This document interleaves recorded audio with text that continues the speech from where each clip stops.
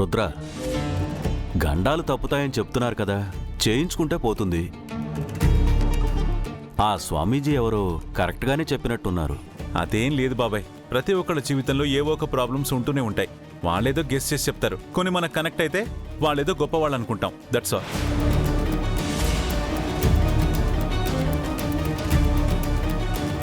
అయినా బాబాయ్, రాసి పెట్టుంటే తప్పించుకోవడం ఎవరి వల్ల కాదు. మొన్న యాక్సిడెంట్ జరిగింది, పోవాలని రాసి పెట్టుంటే పోయేవాడిని, లేదు కాబట్టే బతికాను.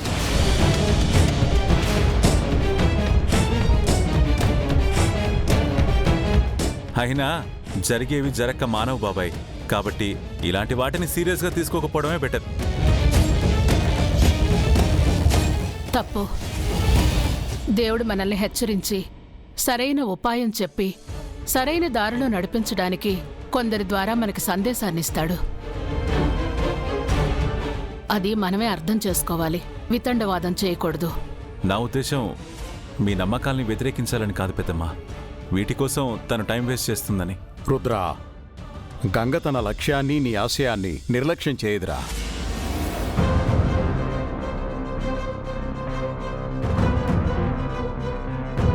అయినా తన భయం పోవడానికి, ఇంకా మన కుటుంబానికి మంచి జరుగుతుందంటే ఆ హోమం జరిపించేద్దాం.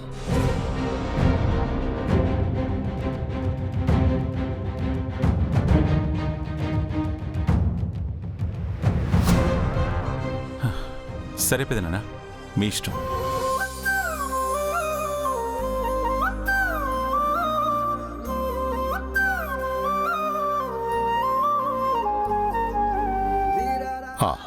శకుంతల, మన కులగురువు గారిని సంప్రదించి ఈ హోమం ఎప్పుడు ఎక్కడ జరిపించాలో ఆ ఏర్పాట్లు చేయి. అలాగేనండి, గురువుగారితో నేను మాట్లాడతాను.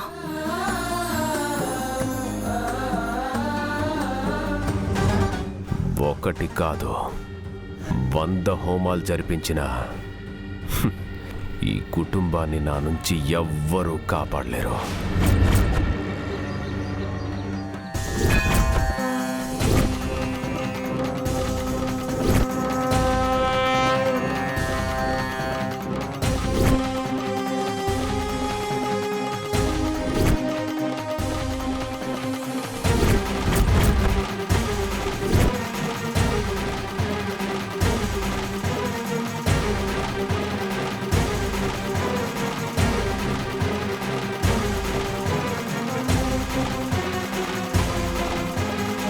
పూజారి గారు, చాలా ఘనంగా ఏర్పాట్లు చేస్తున్నారు. ఏంటండి విశేషం? విజయేంద్ర ప్రతాప్ గారిని వైజాగ్లో పెద్ద వ్యాపారవేత్త. ఆయన వాళ్ళ కొడుకు కోడల పేరు మీద మృత్యుంజయ హోమం జరిపిస్తున్నారు. అందుకే ఈ ఏర్పాట్లన్నీ.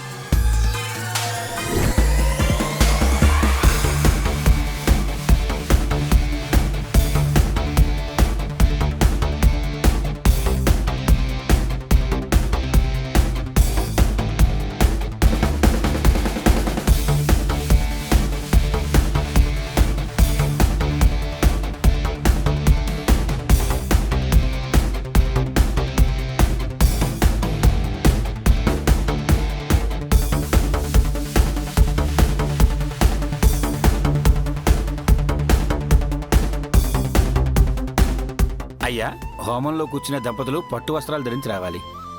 రుద్ర, గంగ, పూజారి గారు చెప్పింది విన్నారు కదా, వెళ్ళి హోమానికి తయారైరండి. అలాగే పెదనాన్న, రాగంగా.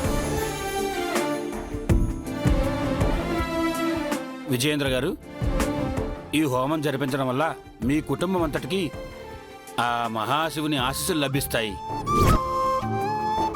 మా కుటుంబంలో చిక్కులన్నీ తొలగిపోయి అందరం సంతోషంగా ఆయురారోగ్యాలతో ఉంటే చాలు పూజారి గారు. మీరు కోరుకున్నట్టే జరుగుతుంది. దంపతులు రాగానే హోమం మొదలు పెడదాం.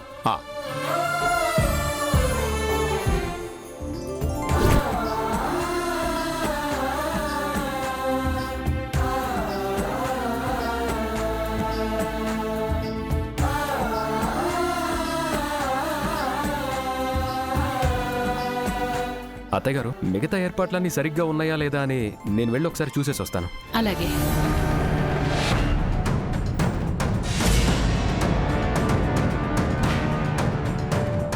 జరగండి. Hey Gopi, hey Surya, you both also pray for children. సరే అమ్మా. నేను ఇప్పుడే వస్తాను. ఎక్కడికి? గుడి చుట్టూ ప్రదక్షిణాలు చేసి వస్తాను. సరే పద, ఇద్దరం కలిసి వెళ్దాం. అబ్బా, ఇక్కడ ఏదైనా అవసరం ఉంటుందేమో. పర్లేదులే సూర్య, హోమం పూర్తయ్యాక ఇద్దరం కలిసి వెళ్దాం. సరే, నీ ఇష్టం.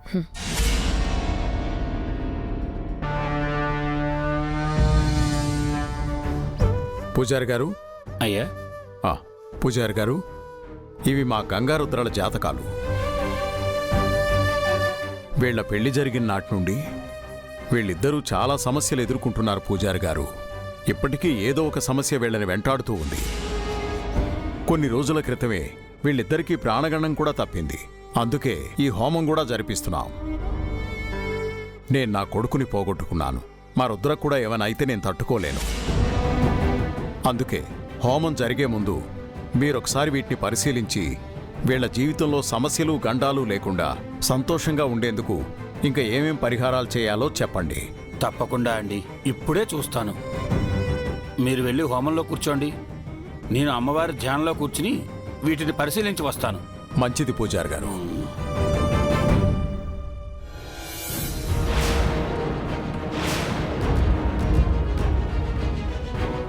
మీరు పూజారి గారితో ప్రత్యేకంగా మాట్లాడాలని పక్కకు తీసుకొచ్చినప్పుడే అనుకున్నాను, రుద్రగంగల గురించి అడుగుతారని. మీకు పోయిన కొడుకు గురించి దిగుల్లేదు, రేపో మాపో ప్రసవించబోతున్న కూతురు గురించిన ఆలోచన లేదు. రుద్రగంగలకేమవుతుందోనన్న దిగులు మాత్రం ఉంది. ఎందుకండి వాళ్ళంటే మీకంత ప్రేమ? ఎందుకంటే నా తర్వాత ఈ కుటుంబాన్ని నడిపించేవాడు, రక్షించేవాడు రుద్రే కాబట్టి. అతనికి సహకరించేది తన భార్య గంగ కాబట్టి.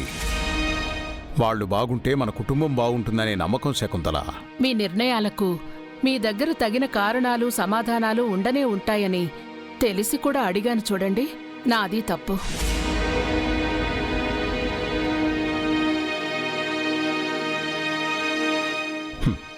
ఇప్పుడు చెప్పినా నీకు అర్థం కాదులే శకుంతల. నువ్వు అర్థం చేసుకునే రోజు త్వరలోనే వస్తుంది.